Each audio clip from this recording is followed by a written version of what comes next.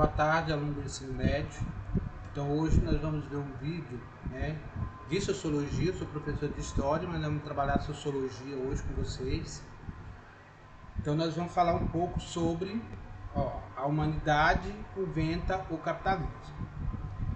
E nessa aula, não nessa porque nós vamos dividir por etapa. Então hoje a gente vai ver uma primeira parte do vídeo, depois eu vou postar a atividade para vocês lá no Classroom. Depois a gente vai ver as outras partes do vídeo para terminar o assunto, ok?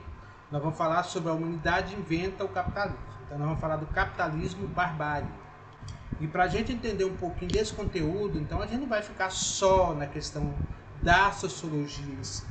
Nós vamos trabalhar um pouquinho de componente de história, para a gente entender sociologia, a gente tem que voltar na história um pouquinho, tá bom?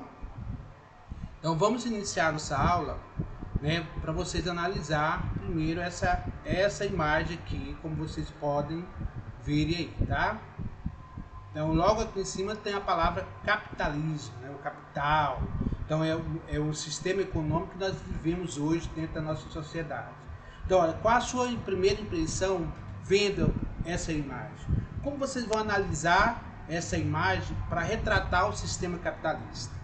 Então observa bem ela, que eu não vou também ficar comentando. Eu quero que vocês observem, no final da aula vocês tentam lembrar dessa imagem e analisar o que ela está representando, o que ela representa dentro do sistema capitalista, tá bom?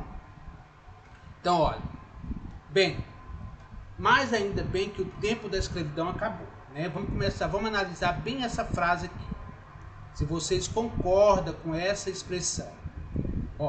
Bem, mas ainda bem que o tempo da escravidão acabou. Quando o autor se refere a essa frase, é porque a gente volta na história e lembra das civilizações, desde a civilização romana, grega, toda a civilização egípcia, todas teve escravidão. A nossa civilização, que é a civilização ocidental, nós também tivemos o período da escravidão, Você explorar a classe trabalhadora, e naquela época do início do Brasil, da formação da sociedade brasileira, então vem a questão do trabalho indígena, depois vem a questão do trabalho escravo. Então, se a gente analisar essa expressão, a escravidão hoje não acabou, principalmente dentro desse sistema capitalista que nós vivemos. Então, olha, nós somos livres hoje, na nossa sociedade, para escolher onde nós queremos trabalhar. Mas sabemos que muitas vezes nós trabalhamos em serviço que a gente nem gosta, ocupamos determinados trabalhos que não gostamos porque nós precisamos sobreviver. Então tem toda essa questão. Não é o meu caso. Eu ocupo o meu trabalho que eu gosto. Gosto da minha função de ser professor. Tá? Lógico que a gente tem as nossas falhas enquanto educador, mas foi a profissão mais correta que eu escolhi até hoje. Que eu gosto, eu amo. Então só que nós temos essa liberdade, mas muitas vezes várias pessoas não têm essa liberdade de escolher aonde ele quer trabalhar. Então sabemos que às vezes é mesmo difícil conseguir um emprego, mas sempre se dá um jeitinho certo, sempre você dá um jeitinho de trabalhar para você sobreviver. Pois é, se é assim, como alguns dizem que onde se encontra então a suporte exploração do trabalhador, como que os críticos capitalistas vai enxergar e analisar essa questão dessa exploração do trabalhador? Então, lógico, a gente vê isso a gente analisa isso desde as civilizações gregas, romanas, vê a civilização o modo de produção feudal, o modo de produção escravista. Então, tudo isso aí tem escravidão. E nós também vivemos numa sociedade ainda que há a escravidão do trabalhador. Então, olha, essa expressão que vocês estão vendo aí, que vocês podem observar, como liberdade, igualdade, fraternidade, é uma expressão que surgiu lá no finalzinho já da Idade Moderna, dando início à Idade Contemporânea com a Revolução Francesa. Liberdade, igualdade, fraternidade. E isso principalmente porque a burguesia ela queria deter o poder econômico, e para isso ela entrou nessa luta de acabar com o antigo regime na Revolução Francesa. E eles, de certa forma, impregnar essa liberdade, esses pensamentos de liberdade, igualdade e fraternidade, porque eles queriam ter essa liberdade de comércio, liberdade política e queriam viver numa fraternidade.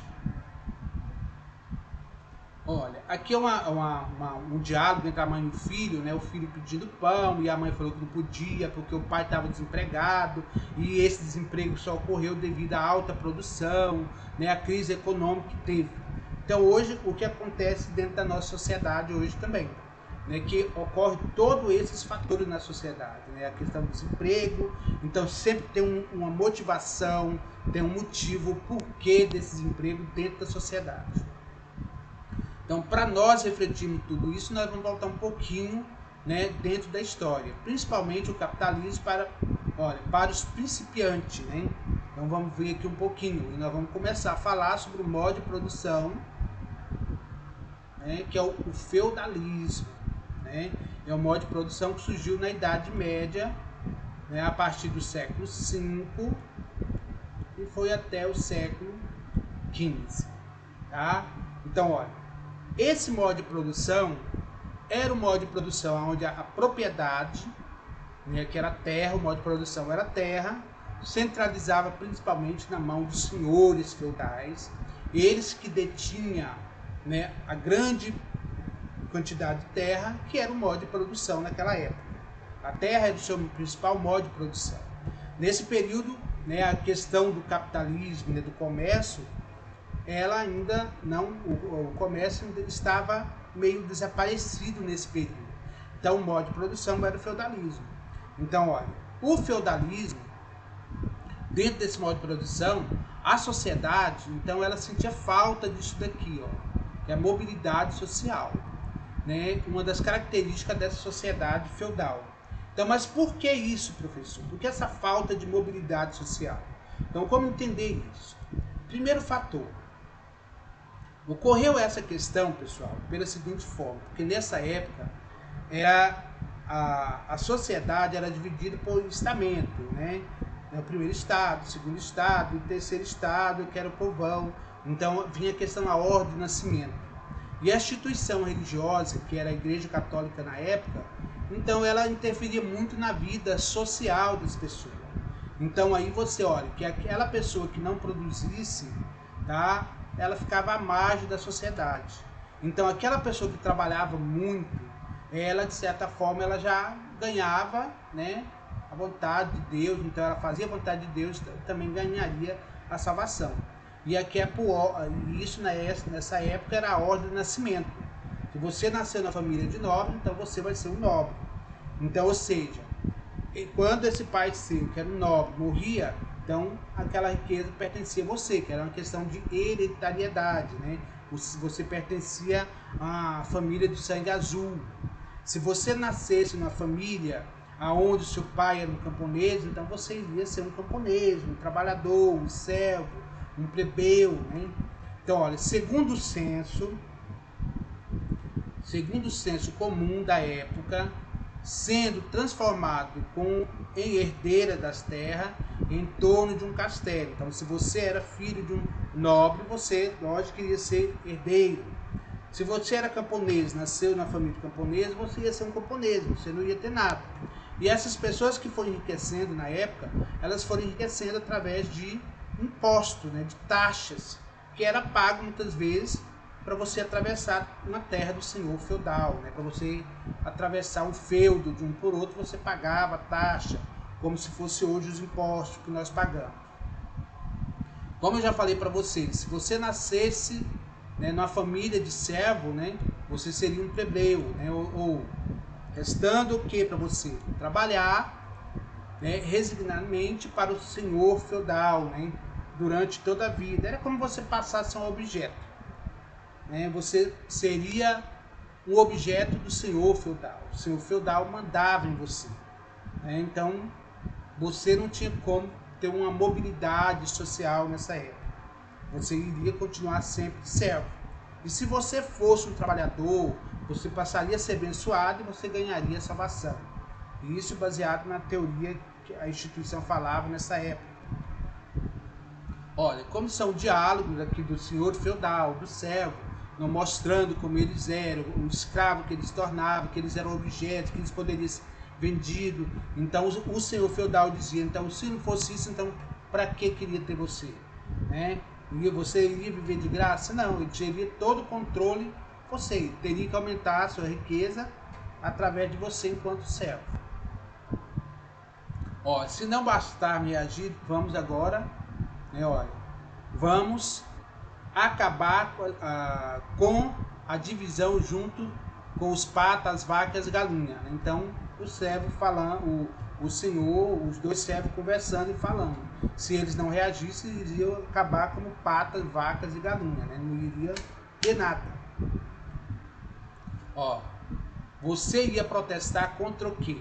Vem o senhor feudal, vem a igreja, né? Vem um nobre e vai, se você não me pagar, vai pagar no inferno, né? Sem escala. Então, tudo isso era a opressão que o servo vivia naquela época.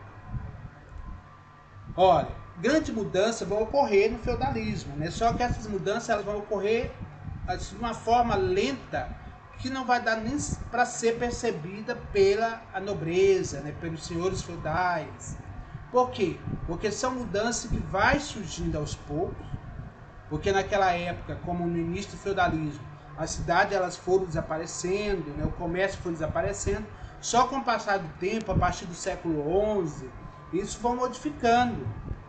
Então, as pessoas começam a negociar, né? A vender seus produtos. Então, isso vai surgindo novos grupos sociais, como comerciantes, artesãos, camponeses livres, vão surgindo, mas que vão passar sem ser percebido.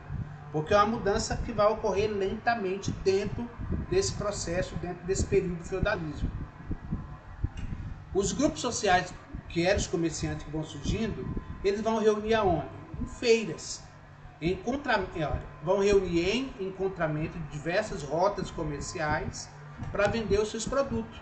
E vão formando-se as feiras, né, comerciais. Então vinha produtos de diversas regiões, principalmente do Oriente, né, as especiarias, e ali eles reuniam e iam vender.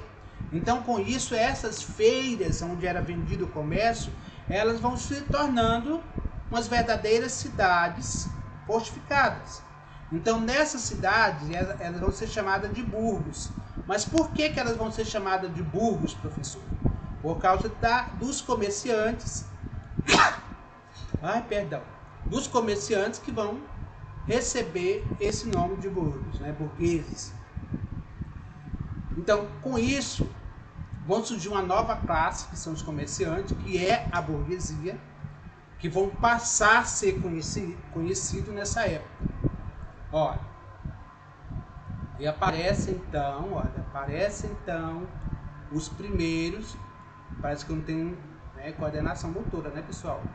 Então, aparecem então os primeiros capitalistas, que eram os mercadores, né, que eram os comerciantes da época. Então, olha, o dinheiro deixava de ser um meio de troca para ser um fim em si mesmo. Então, antes o comércio era feito na base da troca. Se eu tenho um porco e não tenho milho, então vou trocar pelo milho. Então, não tinha, né, o dinheiro não tinha tanto valor. Era a base da troca. Então, com o sistema capitalista, então hoje o que manda é o quê? O dinheiro. Tá? Para estabelecer se uma pessoa é rica ou não, ele tem que saber a quantidade de capital, de dinheiro que ele tem. Então, aí o que eles começam a pregar? Que o dinheiro não traz felicidade, né? Essa frase é desde essa época que a gente vai engolindo isso. O dinheiro não traz felicidade. Olha, os mercadores, né? Quais os mercadores que tinham mais controle desse comércio? Eram os mercadores da cidade de Veneza, né? Os venezianos. Eles que monopolizavam o comércio do Oriente. Então eles traziam os produtos do Oriente e vendiam dentro da Europa e ganhavam o dobro. Aí que vem aquele pensamento, vamos chegar à fonte produtora. Aí que vem as grandes navegações, né, feitas por Portugal, pela Espanha, até chegar à fonte produtora lá na China, né, na Índia, aliás. Os burgueses, olha, começam a ganhar mais espaço e também a questionar a ordem feudal. Né? Por que só a nobreza, só os senhores feudais, só a igreja que tem poder? né? Porque só eles que têm que ter liberdade, né?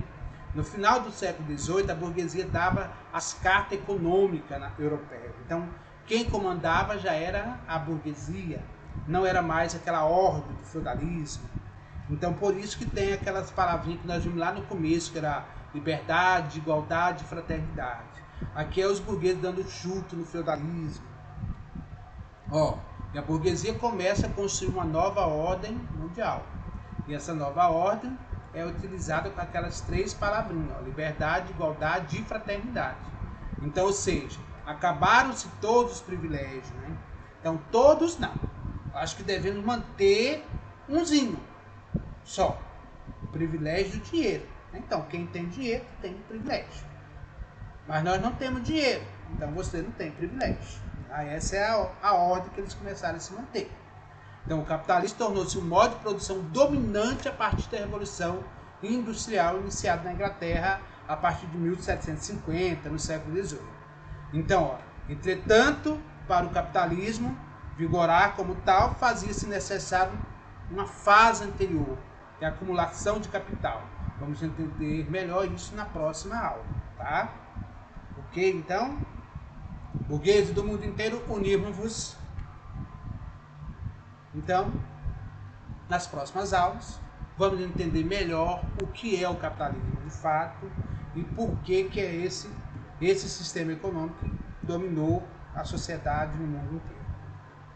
Uma boa aula para vocês e até a